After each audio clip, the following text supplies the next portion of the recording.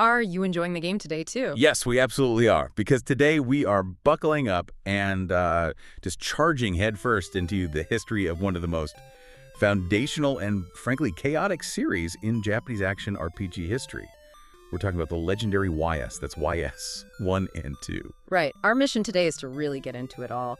The surprising business drama, the absolutely revolutionary mechanics, and how the series just made this explosive leap from being a niche PC game to, well, defining the entire console ARPG landscape. And right at the center of it all is this amazing paradox, the original 1987 Falcom release. It was marketed with this tagline, now the era of kindness for RPGs. Kindness, but yeah. The second you stepped into the Tower of Dharma, you realized that kindness was maybe a cruel, beautiful joke. It's that tension that just makes the game. We're going to unpack exactly how that kindness was implemented, and it was, in some ways, brilliant. And then where the gameplay just completely abandoned that idea, forcing you to become a master of these tiny micro-movements. And it all centers on the man himself, the red-haired wonder, Adol Christin. A 17-year-old adventurer on a journey that would eventually fill over 100 of his own journals. Yeah, and this story, this first epic, is chronicled across YSI, Ancient YS Vanished Omen and its direct sequel, YS II, the final chapter. This is literally the birth of a legend. To really get why YS was so revolutionary, you have to kind of look back at 1987.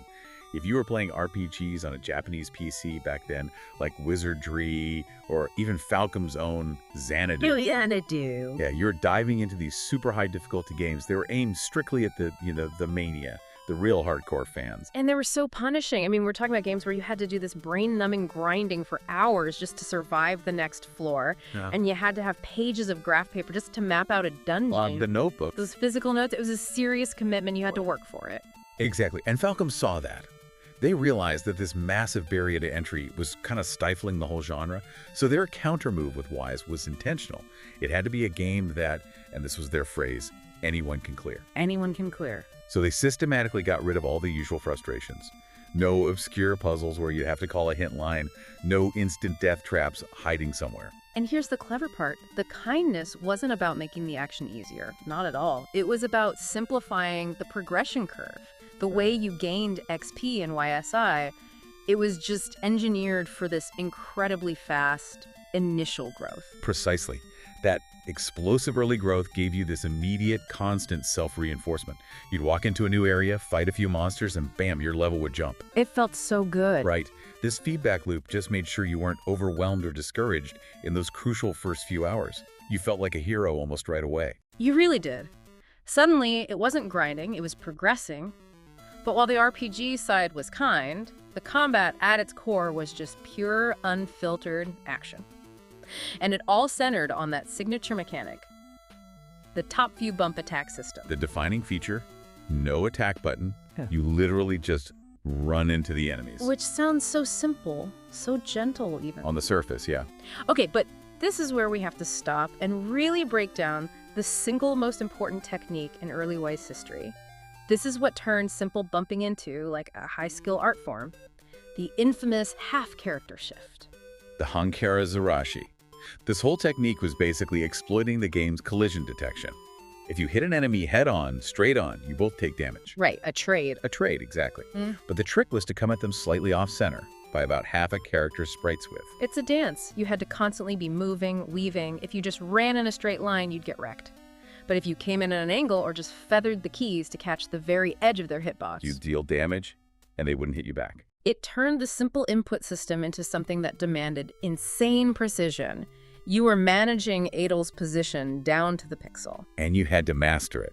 Because this is where that whole era of kindness marketing just completely shatters. This is the wall. It's the wall. Despite the fast leveling early on, the game caps your level pretty early. Level 16, that's it. And once you hit that cap, usually about halfway through, the rest of the game, and especially that final dungeon, the enormous Tower of Dharma, it just becomes a pure test of your action skill. No more leveling up to save you. You couldn't Goryoshi anymore, that great Japanese term for just powering through with brute force.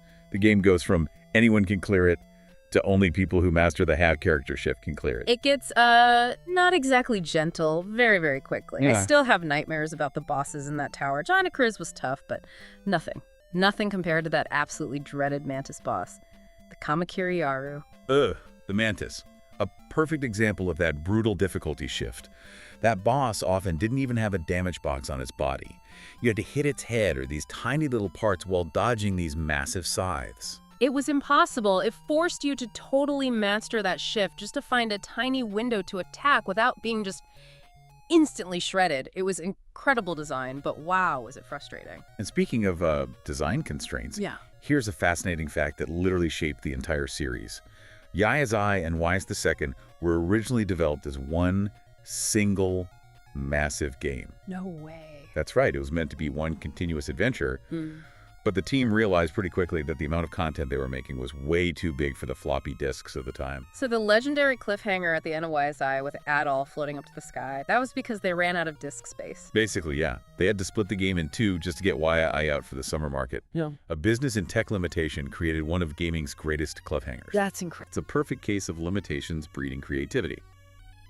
But okay, let's pivot now, because as huge as Wise was on PC, it didn't become a global phenomenon until it hit the consoles. Right, the console tsunami was coming, but Falcom was famously cautious about it. They were very cautious. They didn't want to shoulder the massive initial cost of producing ROM cartridges. We're talking like over 500 million yen.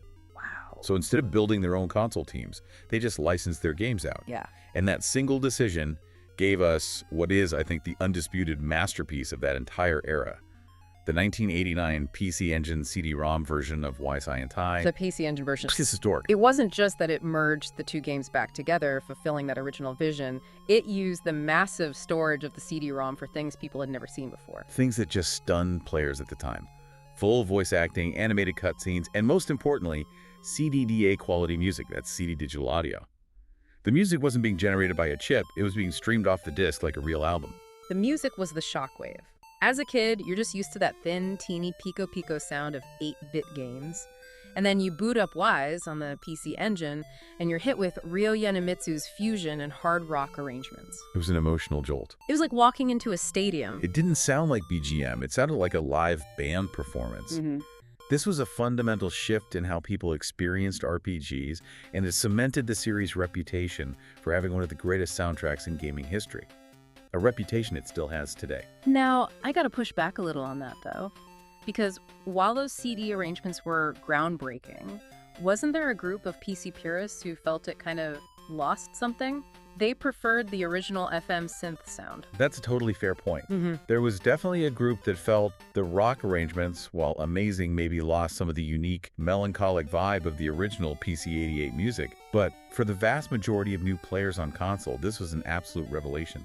It set the standard for what a CD game should be. And this whole reliance on licensing, it gave us that masterpiece, but it also led to the completely chaotic Wide's IV situation.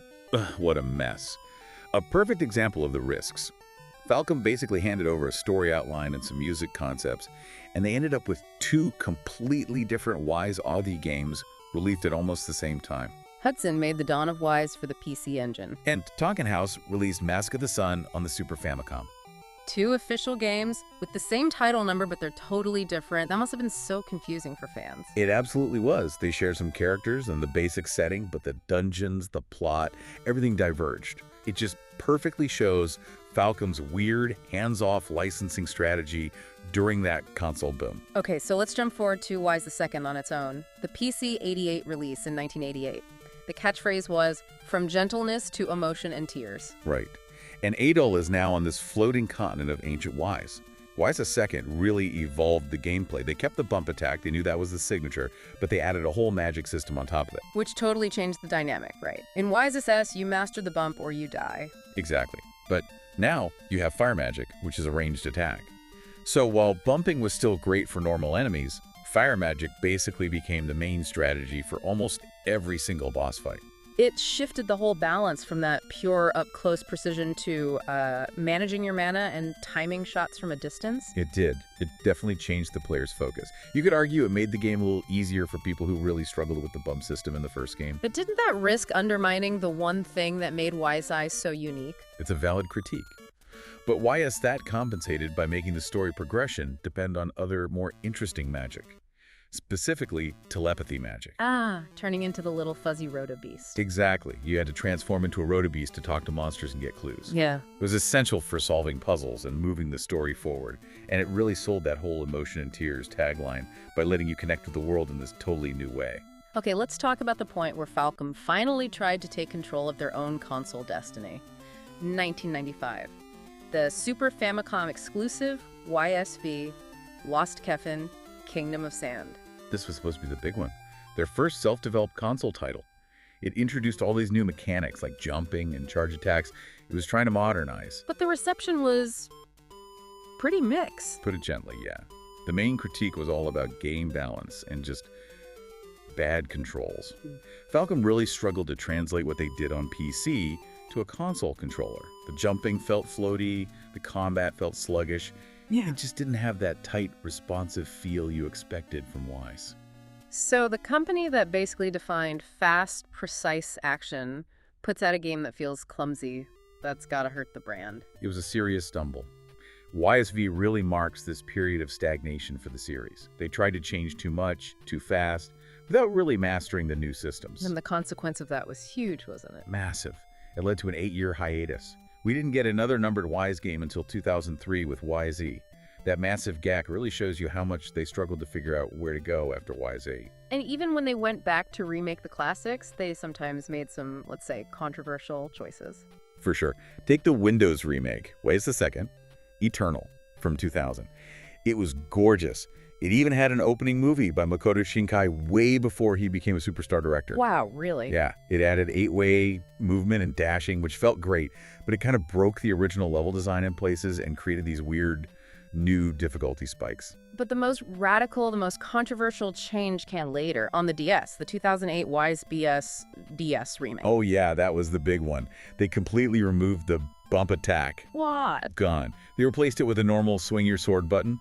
It was a fundamental betrayal of the entire system that defined the original games. It didn't feel like Wise anymore. So when you look back, the journey of the red-haired adventurer is this saga of brilliant ideas hitting hard limits. You have resource constraints splitting the game in half, a chaotic licensing era that somehow produces a masterpiece and a two-headed sequel. It's a testament to how strong that original concept was. Yeah. The series survived because that streamlined gameplay and that iconic emotional music just stuck with people for generations. And the whole journey of the series itself, you know, from that promise of kindness to the brutal skill test of the Tower of Arm, it kind of mirrors the experience of playing it. You're always being forced to adapt, to learn, to drop what you thought you knew, and just keep moving forward. Will the game be fun tomorrow too? Have a nice game.